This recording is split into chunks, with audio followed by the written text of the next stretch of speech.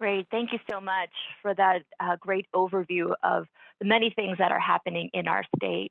And so with that broad overview of our state's programs and policies related to perinatal substance use, I'd like to now introduce our first keynote speaker, Dr. Stephen Patrick. Dr. Stephen Patrick is director of the Vanderbilt Center for Child Health Policy, and he's also an associate professor of pediatrics and health policy at Vanderbilt University School of Medicine. He's also a neonatologist at Monroe Corral Jr. Children's Hospital at Vanderbilt. He serves as an adjunct physician policy research at RAND Corporation and is a guest researcher also at the CDC. Dr. Patrick's National Institute on Drug Abuse funded research focuses on improving outcomes for opioid-exposed infants and women with opioid use disorder and evaluating state and federal drug control policies. He previously served as the Senior Science Policy Advisor to the White House Office of National Drug Control Policy. Dr. Patrick is a member of the AAP Committee on the Substance Use and Prevention and has been a voting member on several U.S. Food and Drug Administration advisory boards focused on opioid use in children. He has testified about the impact of the opioid crisis on pregnant women and infants before committees in both the U.S. House of Representatives and our Senate. And today he'll be sharing with us his expertise on how we can improve public health systems for pregnant women and infants affected by the opioid crisis. Thanks so much, Dr. Patrick, for joining us today. Well, it's really great to be here. I'm going to go ahead and try and share my screen. Oh, okay. Let's see sorry, I'm getting some errors from. Well, while I'm trying to figure out what Zoom is doing here, we may have to just go back to and I added a couple slides too. We may have to actually go to the backup plan of using the slides that were there. I just wanted to say that what an extraordinary start to a meeting, grounding with issues that matter and grounding with patient voices. It's quite a way to start. I feel like, all right, sorry guys, if we can't share here real quick, I'm trying to get my computer to allow sharing. Not be able to record your contents until, sorry, let's see if this will work. I don't know if you guys are able to share. This is a new operating system on my computer. I'm happy to share the original slides that we have, if that's what would be best. I think so. I had a couple extra slides around child welfare, but we'll just talk about them instead. And can I drive the slides? Sorry guys, welcome to 2021, where we're still figuring out, where apparently I'm still figuring out Zoom.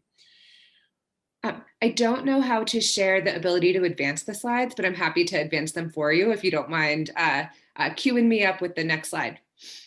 I don't mind. What my screen says is that I would have to reboot Zoom, I guess, to get it to work. So probably for time, we just go ahead and get started.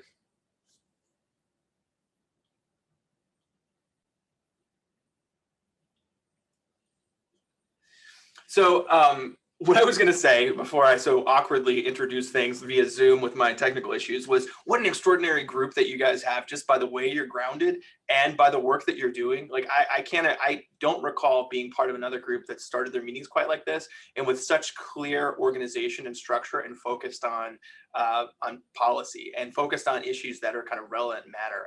I think it's pretty extraordinary. You can go ahead and advance the slide.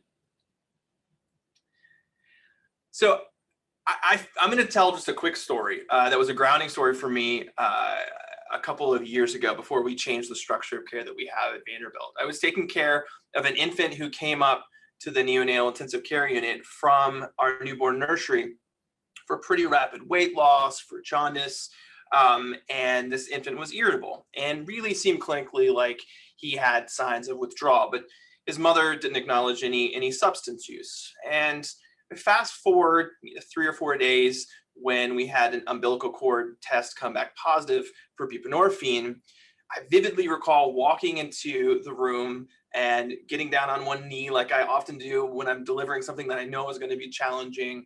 And I talked to the mom about the drug screen.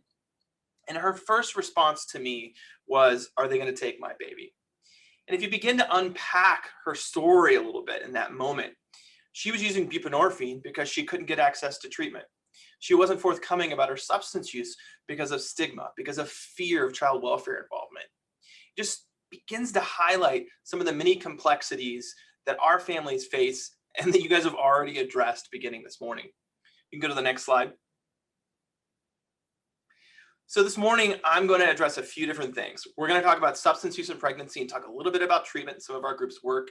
We'll talk a little bit about neonatal opioid withdrawal, communities and trauma, and then federal child welfare policies. And then lastly, I'm going to talk about some of the work that we're doing here. Next slide.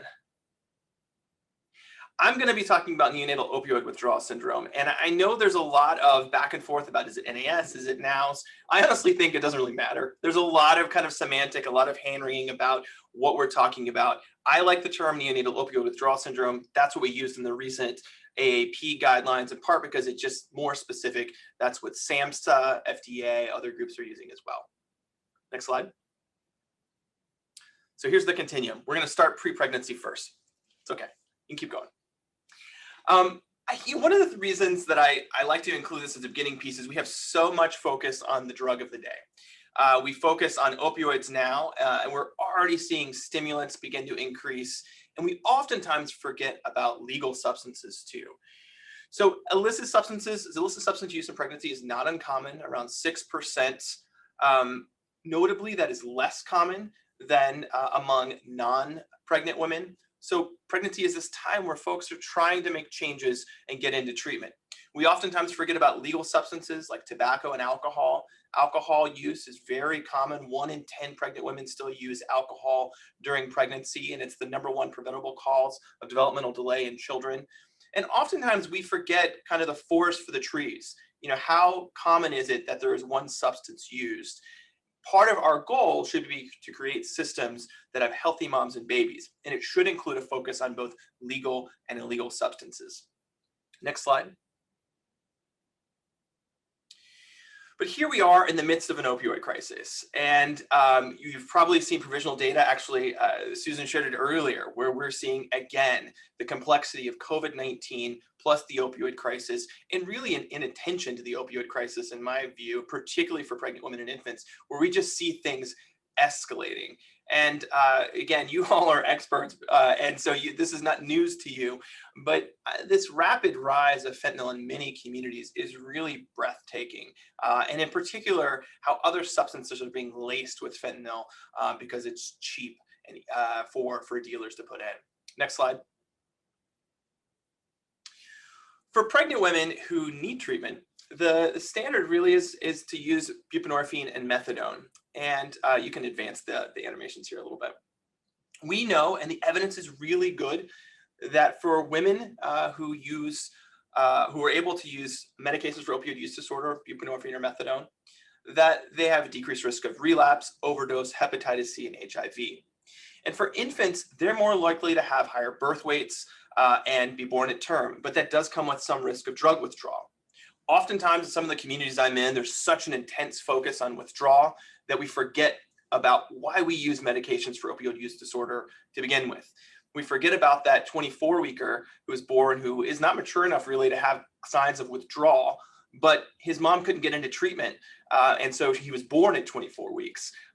We forget about this often. So really, the beginning part of where we should be focusing is on connecting people to treatment. Next slide. So this is where some of our group has spent some time working. We know from the story I told, from many other stories from our patients, that getting into treatment is exceptionally hard, and pregnancy appears to make it harder too. So we did a randomized field experiment in 10 states where we had secret shoppers. These were actors trying to get into treatment, and they were we randomly selected providers, and we randomized characteristics of patients. Half were pregnant, half non-pregnant, and then they were randomly selected to have Medicaid or private insurance. You can advance the slide. We used public sources of information on where to get into treatment. So the buprenorphine practitioner locator is what we chose to give a real world approach to this. Next slide. So we had a lot of patients. There were almost 30,000 calls that we did in these 10 states to try to get a good sense of what was going on. Of the 10,000 patients, these are 10,000 patients that called. Of the 10,000 patients that tried to get in, this is buprenorphine focused right now, 25% of them called 5 times or more and weren't able to get anybody on the phone. 20%, almost 2,000, got a medical office on the phone, but they weren't prescribing buprenorphine. These are likely folks who did buprenorphine waiver training and they weren't prescribing. So of that, around 3,400 were able to get in. So the data I'm going to present after this are going to be of people who got in. But think about the barriers to get to that point, just to get to the point where you could get someone on the phone. Here too, you can see the randomization worked out pretty well, where we have half pregnant women, half non-pregnant women, and the breakout by insurance type. Next slide. So here's what we see. Unfortunately, I don't have any Colorado data, but buprenorphine we see overall, and you can't see my screen because I'm having Zoom difficulties, obviously, where pregnant women have a harder time getting into treatment than non-pregnant women. 17% less likely to be to get into treatment overall. And this varies substantially by states. You see, like, for example, Virginia, where the gap is narrow. Virginia's done some really specific things to try to improve access to treatment. And then some states where the gap is bigger, like Kentucky. Opioid treatment programs, we also called methadone clinics, essentially, right? If you're familiar with them. What we found here was essentially no gap. If you were a pregnant woman, you could get in the same way as a non-pregnant woman. And one of the challenges, of course, is that opioid treatment programs are more rare in many communities. For example, the state of West Virginia, there were 9 unique opioid treatment programs at the time of this study. Next slide. Here's what was striking too, and this is a barrier for everyone. So we did find this a little bit of difference. If you go to buprenorphine providers, this is if you were able to get an appointment with the insurance you called. So our callers, when they called for an appointment, they either had Medicaid or private insurance. If they were denied coverage, they offered to pay cash. So only about 40% were able to get in with their insurance. The rest were either had to pay cash or were denied. There was a little bit of difference between Medicaid and private insurance, but not that much. The issue here is cash pay. For buprenorphine providers, 25% of our callers were only able to get in if they paid cash. Within opioid treatment programs, it was about a third. And you can see in Missouri and Tennessee here, we're talking single digits of people that were able to get in with insurance. So being pregnant and having insurance and not being able to pay cash was a barrier. And the median cost for an appointment for buprenorphine providers when they offered to pay cash was $250. That is way out of reach for most of our patients. Next slide. When we were doing this, we also collected data about the experiences that pregnant women had when they tried to get an appointment. And here are direct quotes from providers that they called. People don't usually show up to appointments because they decide they want to have one last hurrah on dope before coming. Next one. Absolutely not. I would not treat you. This is a pregnant woman. Whoa, we don't do that here. I won't get into that mess again. And then someone else. I was told that if I don't follow this protocol, I would go into convulsions and possibly kill the baby. Another pregnant woman with Medicaid. We have a paper coming out in just a couple months with these experiences. But imagine the barriers that I talked about for our women getting in, just getting someone on the phone, having to call repeated times, getting through that process, and we're not even talking about life before that. And this is what you face. I think this is what our families are experiencing in the real world out of many of the centers that we practice in, and in some of the practice centers that we practice in. Next slide. So accessing treatment, particularly for outpatient buprenorphine providers, is difficult for all women. And this is where we need to begin to explore policies to enhance access. Is it reimbursement? Is it training? Government lists of providers aren't accurate and they should be audited. And then cash pay is pervasive. And we do have some state policies. West Virginia, for example, has a law on the books that you have to take insurance, but are they effective? Stigma is including with providers. And let me just, an aside, on SAMHSA's list, we reached a couple providers' cell phones. These were personal cell phones. It's whatever they used when they got waiver providers. And those were some of the most amazing conversations in both directions. Providers who were exceptionally compassionate and providers who were borderline abusive. Next slide. Okay, moving on to birth. And I'll go through this somewhat quickly. If I was able to, I would go a little bit because I know Alicia's talking soon here too. Next slide. Okay, sorry, keep on going. So focusing in on neonatal opioid withdrawal, and I just want to kind of ground here a little bit. So it is a postnatal withdrawal syndrome that some opioid exposed infants experience, but now's diagnoses are really variable. Prenatal factors are associated with the development of the syndrome, as well as its severity, as well as, and so we know things like additional exposures, benzodiazepines, gabapentin, enhance an infant's risk of being diagnosed. Lack of access to treatment. We certainly see this in our center with our data, that when women are in treatment, they have, their infants are less likely to develop withdrawal than comparable women. Postnatal factors are also associated with development and severity, lack of standardized processes, exclusion of the mom from care, and not allowing breastfeeding. All three make this more likely that you're going to have withdrawal or that it's going to be more severe. Next slide. The common clinical features are where opioid receptors live. So common GI signs, poor feeding, vomiting, and loose stools, leading to dehydration, poor weight gain, CNS signs, hypertonia, tremor, irritability, decreased sleep, and then autonomic activation. Next slide. So what's happened over time? I just told you the diagnosis is variable, and yet I'm going to focus on the diagnosis here because it's what we have data for. This is a paper that we did with some colleagues at HRSA, ARC, as well as CDC, just looking at the lay of the land for 47 US states. Next slide. So predictably, we know this is getting worse. It's still getting worse.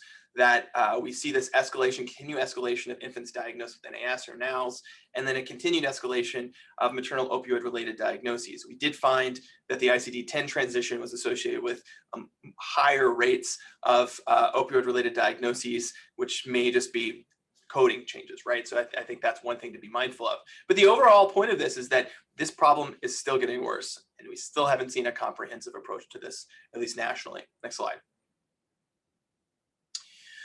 Well, so how do we make the diagnosis? And you guys are probably having conversations. I'm sure Alicia's going to talk about EIC, but I'm going to just focus in on some of the variability we see in the diagnoses. And we actually still use a modified version of the Finnegan. So this is striking to me still every time I look at it. It gives me a little bit of heartburn because I think I could diagnose a fever. I'm pretty good at objectively diagnosing a fever. But if you ask me regurgitation versus projectile vomiting, when do we count, scratches? When do we count, like all these issues create substantial issues with how we score infants and some of the variability. So next slide. So one of our residents looked at our clinical data, Katie Doherty, to try to understand, well, what if we just vary the definition within a cohort that we know has been exposed to opioids? How much does this change what we're seeing? Next slide, or just keep on advancing, actually, sorry.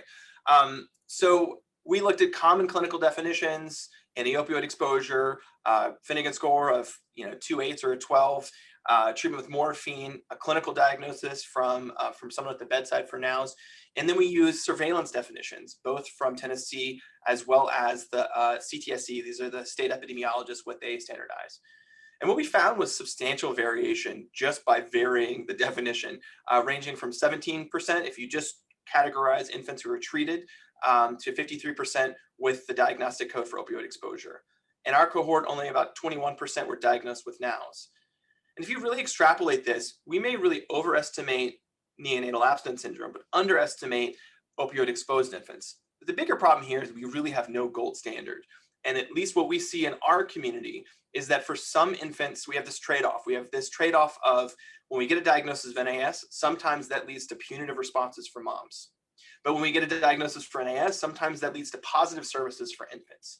And so this is where we really need harmonizing with what we're doing for both for clinical trials, for quality improvement, and for our public systems.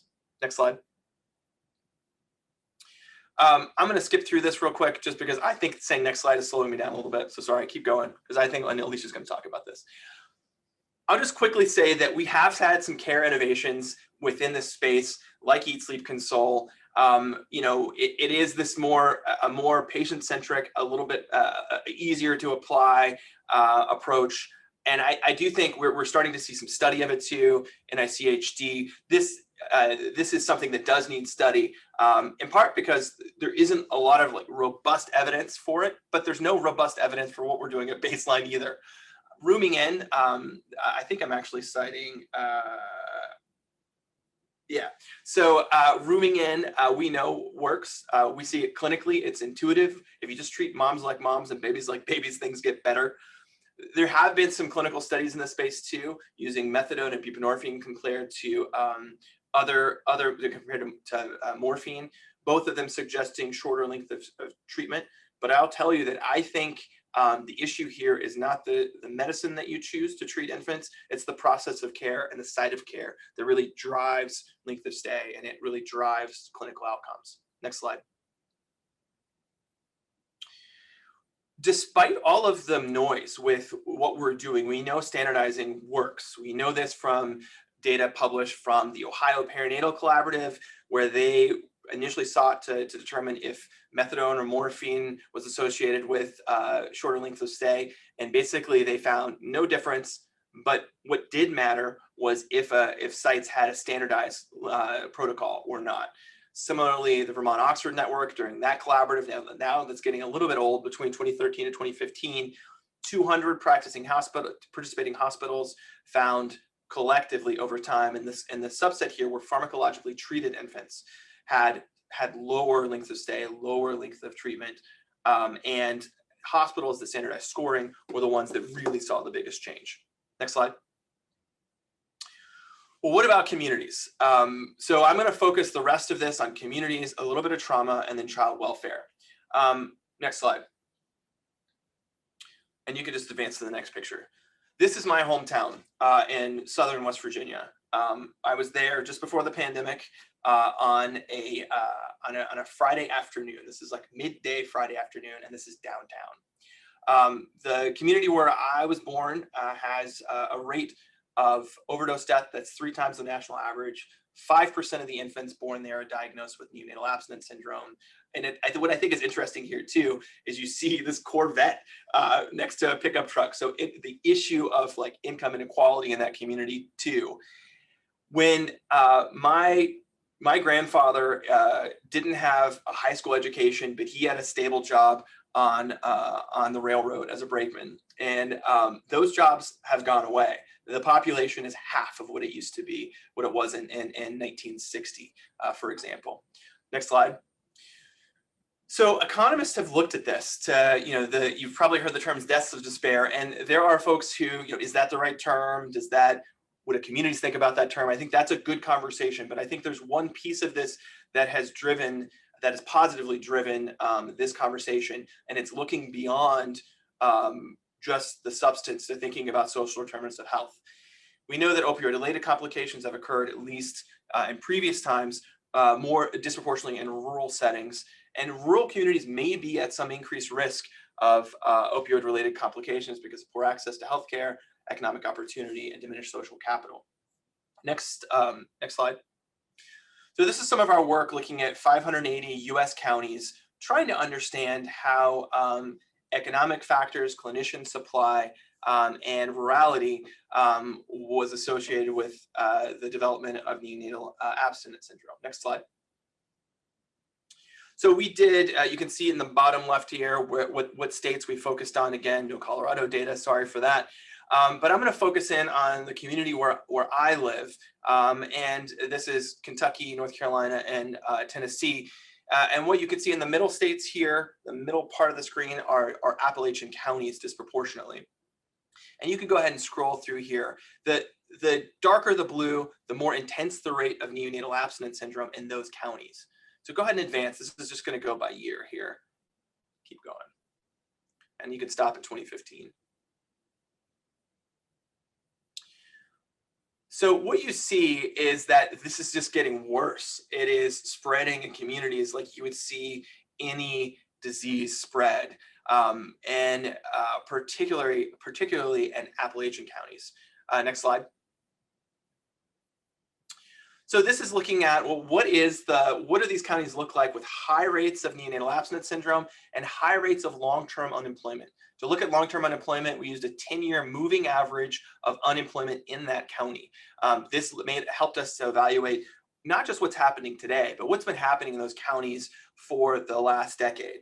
So the dark purple here are counties that have both high rates of unemployment and high rates of neonatal abstinence syndrome. Again, you see disproportionately rural communities as well as Appalachian communities. But here's the other thing that we should acknowledge is that there are resilient communities here too, where you see high rates of unemployment, but not high rates of opioid of infants diagnosed with NAS. And we need to learn more from many of those communities. Next slide. We model all this together, accounting for other factors. First, we know that this was a time during the Great Recession that long-term unemployment increased during this time period from 6.5 to 8.2% in these communities. And it was associated with a higher rate of neonatal abstinence syndrome, particularly in remote rural communities. So for every 2 percentage point higher rate of long-term unemployment, there was a 34% higher rate of neonatal abstinence syndrome, accounting for other factors.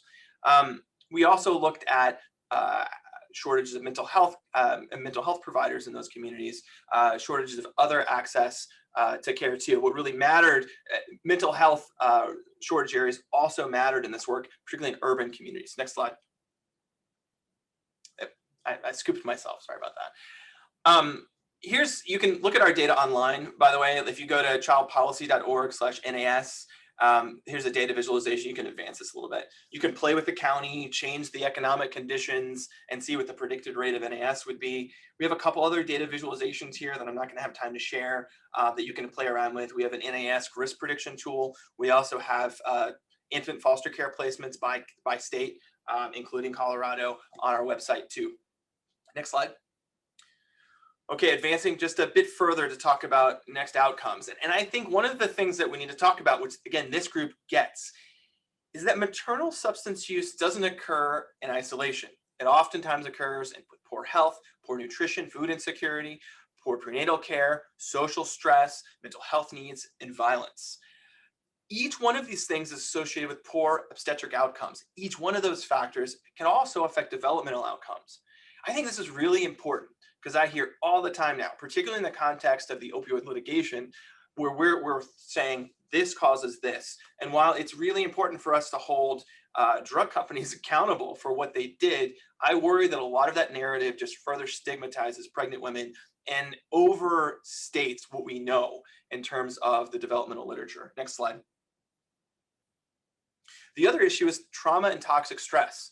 Trauma is common among women in treatment.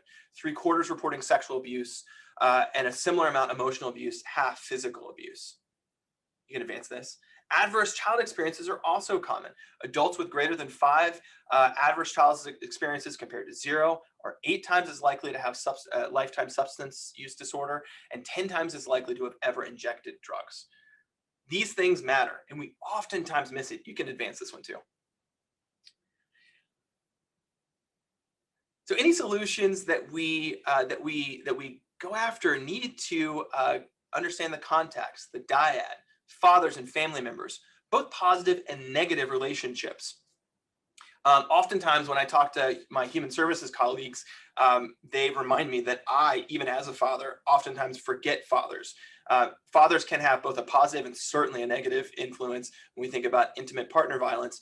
But I think this is something that we oftentimes, at least I oftentimes, don't think about.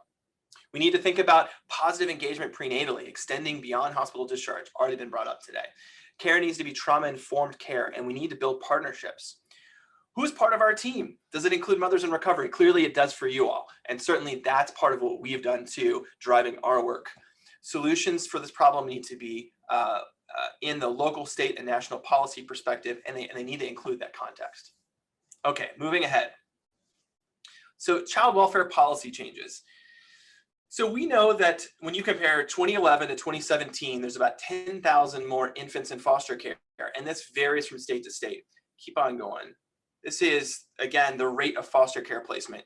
Back to West Virginia, more than 4% of West Virginia infants are in foster care. if you overlay where the opioid crisis has hit, you can overlay foster care placement. In this time period, again, 10,000 more kids in foster care placement. And I'm just going to pause here for a little bit and talk about some of the literature. And it's hard to talk about these issues without addressing many of the issues of equity that permeate our child welfare system, both old literature and new literature. There's a paper that was out in JAMA Pediatrics just this last year that looked at infants referred to the child welfare system placed in foster care because of parental substance use. What they found was lower rates of reunification, accounting for other factors among Black families compared to white families. We know from historical literature, there's a New England Journal article from the 1990s during the crack cocaine epidemic, where we looked at who gets screened and who gets reported to child welfare. In that study, they found that substance use between white women and Black women was similar. However, referral to child welfare was 10-fold higher among Black women. The other population that oftentimes gets missed in this conversation are American Indians and Alaska Natives as well. And I think that's part of where any solution that we work towards needs to address these issues collectively as well. Next slide. So here's some of the variability in the response that we see. I'm just sharing a little bit of data from some work that we've been looking at, just comparing rates of neonatal abstinence syndrome with foster care placement at the county level. Here I'm bringing up Washington again. These are data from 2017, and this is just a first look at those data. So if you look first at NAS births, you see a specific pattern where you see around Seattle, you see where there are higher rates of opioid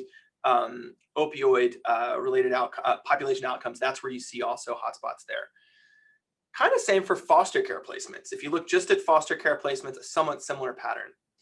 But you see different things emerge when you look at the relationship between infant foster care and NAS as a relationship to each other. I think this is an important thing for us to begin to think about. As we work on policies that aim to prevent foster care placement, how are we going to monitor them moving forward? How are we going to see that, if we get more moms in treatment, we may have more NAS, but we're going to have lower rates of infant foster care placement?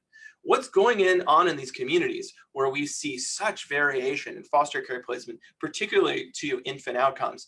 I think this is something we really need to monitor. I know Colorado is likely like every other state that I've been a part of, where there's extreme variability in the child welfare response by county.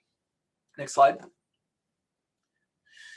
So this group has been pretty active, it sounds like, in plans of safe care and thinking about child welfare. But we've had this long back and forth for evolution for child welfare, going back to CAPTA in the early 1970s.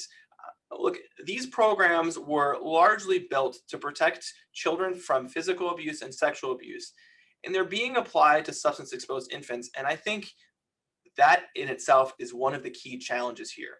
We're trying to take a system that is focused on protection solely and apply public health principles, apply prevention, and I think that is one of the challenges.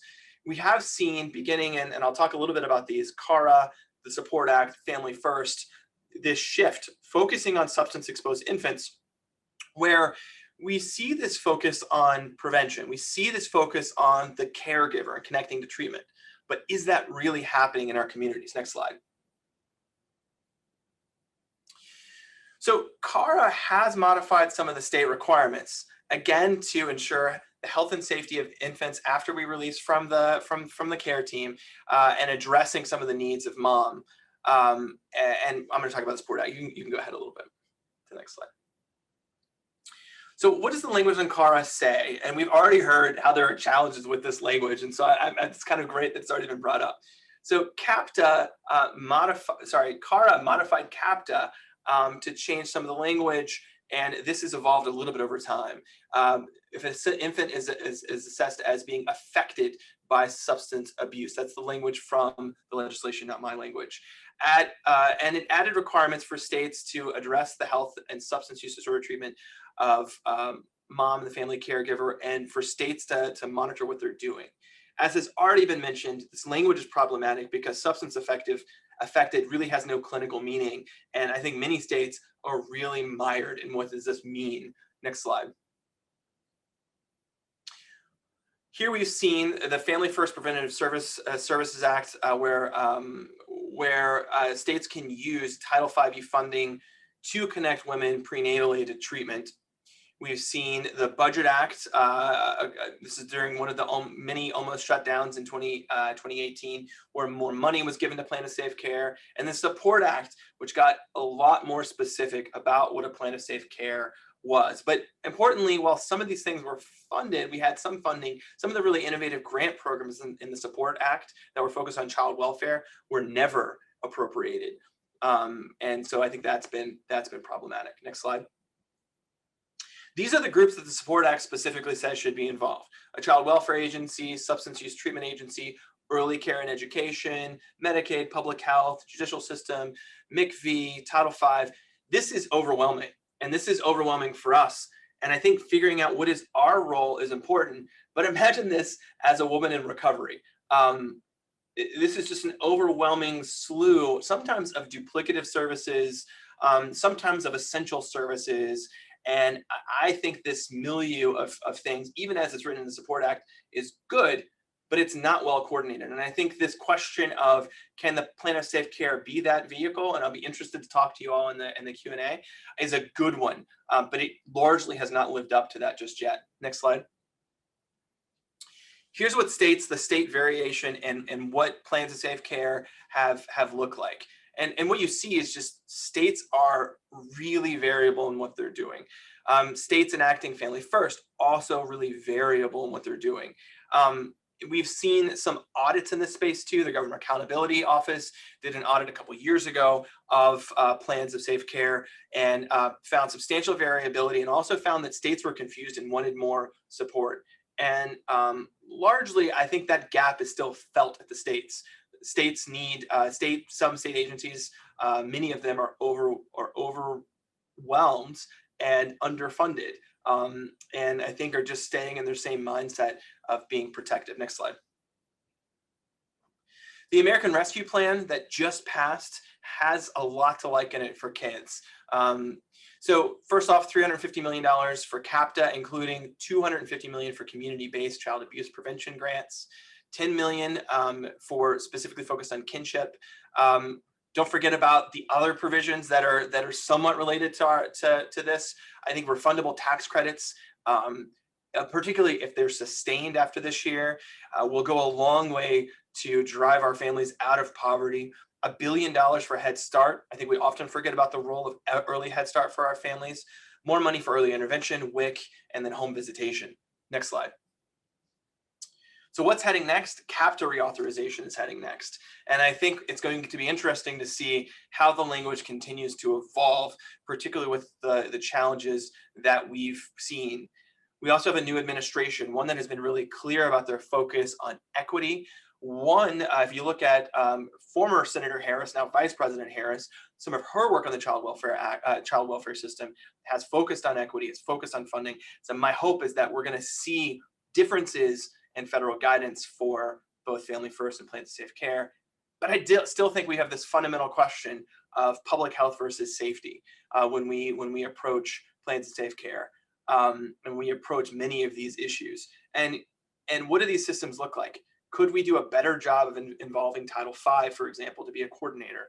Is there a way we can ensure safety? I mean, we're all mandated reporters anyway, without de facto calling substance exposure child abuse. Even in states where it's not legislatively declared child abuse like mine, it still is treated essentially like child abuse.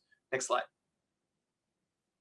I'm going to close here with a little bit of state policy. I do this just to make you all feel grateful.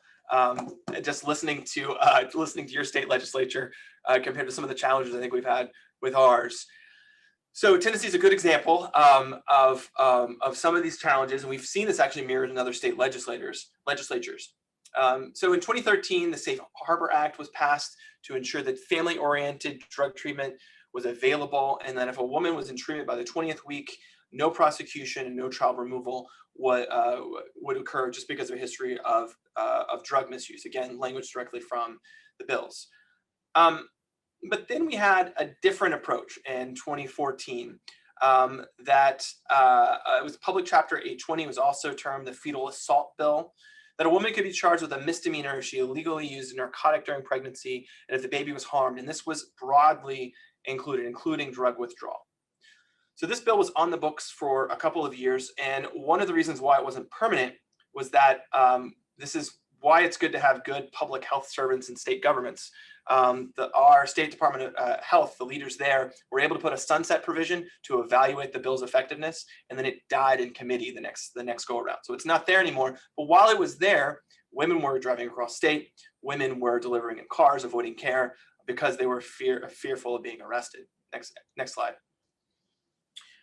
So along with some colleagues in the American Academy of Pediatrics, these laws were actually one of the reasons why we released this statement, A Public Health Response to Opioid Use in Pregnancy. Next slide. And it again just talks about a public health versus a punitive response, focusing on prevention, universal screening, not testing, informed consent for drug testing. We know the Supreme Court rulings on this, but really focusing on improving access to comprehensive addiction and prenatals access, and improving funding for the child welfare systems. This is now getting old. It's a couple years old. Things move fast, but still a bit of a roadmap for where we should go. All right, last thing. I'm going to talk about what we're doing. So we were the recipients for one of the, it sounds like you guys have one of the Inc. models. We have one of the MOM models, the maternal opioid misuse model. But we rebranded that Firefly based upon input from our community providers and our moms with lived experience. So our motto is lighting a path for moms in recovery and their babies. So what we're doing is essentially diving deep in our community for this. It's not going to be statewide, at least initially. Next slide. So this was supported from MOM, and our patient-centered service delivery model is aiming to improve the quality of care and reduce costs for pregnant women who are Medicaid beneficiary with opioid use disorder and their infants to 1 year postpartum. This is in collaboration with TennCare as well as the 3 Medicaid managed care organizations in our state. Our scope is the middle part of Tennessee, the 26 surrounding counties, to improve outcomes for families. Next slide.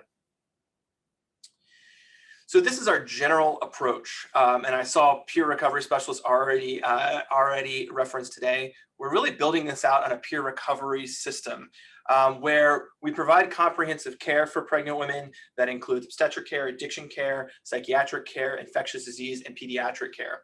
And this is built on peer recovery coaches who act as not just peer recovery coaches, but also navigators through the system. This launches in July. We've had an external advisory committee that's helped guide us, moms with lived experience, as well as the courts, child welfare, early intervention, home visitation, early Head Start. So we're aiming to really try to bridge the gap for our families. Beginning to implement this program. We've been in a planning phase for a while now. We officially launched in July. Has been eye-opening for me, who's been in the space for a good decade. How challenging I thought this was, it's even more challenging when we try to tackle issues like childcare, where we actually should have some public resources available. Getting those resources has felt near impossible for our team at times. Next slide. So to conclude with my really rapid talking and unfortunately saying next slide every 2 seconds, pregnant women and infants have been substantially affected by the opioid crisis, and approaches must be tailored and specific to their needs. Oftentimes, they are just overlooked when we see both state and federal policy initiatives. We focus on the larger opioid crisis without thinking about what is needed, and this is why I think we miss things like child welfare and early intervention. Improving outcomes begins before birth, engaging women in treatment. It's not just about drug use, it's about the community, economic opportunity, social network, and trauma. I think there's a lot of positive things. I can really bring down a room in most of my talks, but there's a lot of positive pieces to this too. I think the opioid crisis may be a vehicle to improve maternal child health systems. We see things like MOM, where I think we're going to have collateral improvements for care in our community. We see other communities driving together, like even just thinking about the work of Chosen, the groups that you're bringing together. It is serving as a vehicle, as a catalyst for many communities, I think. I think there are real opportunities for positive interventions, especially for the child welfare system where it's sorely needed. Next slide. Lots of folks to thank. Next slide again, including our funders. And then last slide is just happy to take questions. Great. Thank you so much, Stephen. That was a phenomenal whirlwind overview of policies and programs impacting mothers with substance use and their infants. For the audience, please feel free to unmute yourself or chat in some questions. We have a couple already coming in. The first asks if you have any information on whether or not the type of treatment a woman receives during pregnancy affects either her or her infant's outcome. So some of the examples listed, outpatient versus residential, individual, etc. The real answer is not great data. And I would say part of the issue and part of what we're building is risk appropriate treatment for mom. So not everyone needs inpatient treatment. And inpatient treatment is really hard to find too. We have some resources where moms can live, can actually live residentially with their families in Tennessee and Nashville, but those are pretty hard to find. So part of it is delivering risk appropriate care. And so I think that's why it's a little bit hard to quantify, because every family is unique. I'm not aware of any studies that have looked at that comprehensively. We do see kind of minor differences between some neonatal outcomes with methadone versus buprenorphine, but SAMHSA, other folks, they state that both should be available to moms because we only have so many medications available, and different women need different medications for treatment. They respond differently. We have another comment as well as question that says that rural counties seem to be more conservative / reactive to substance use issues, leading to families being less likely to stay together in certain counties. So perhaps the question being, are there sort of rural urban differences, which you touched upon, in terms of child placement around perinatal substance use? Anecdotally, yes. I think we see something similar, and I think the question's about what's happening in those communities. Our group is aiming to do work in this space where we're doing a little bit of data, but also some qualitative work to try to understand what are the factors that lead to that. I think it's an area where we need data, because I think sometimes it is unique. Not every community is the same, not every rural community, not every urban community. And so understanding what factors, what similarities, what differences might be there, I think are going to be important. Question that I had that I've always wondered about your work and sort of your trajectory is that, you obviously are a neonatologist, you work in the NICU, and yet you are a presence and a major contributor at the policy level, both locally, regionally and nationally. And I think for many medical providers, that distance far off in the policy realm seems far and seems very disconnected from what we do at the bedside. And so wondering if you had some suggestions for the many providers that are participating in this meeting. How do we first understand what's happening on the policy level and how that may potentially impact our families? And then how do we get involved if in fact there's bandwidth, to engage in that sort of work? So some of it is intentionality. I think this group is already a group that's clearly doing that. I think it's asking the next question about what's happening to our patients. Like, you see issues that occur at the bedside. I think for me, it has been an intentional approach, but it doesn't have to be your entire career. Part of what we all provide are stories and real experiences. You don't have to be an expert to have an impact.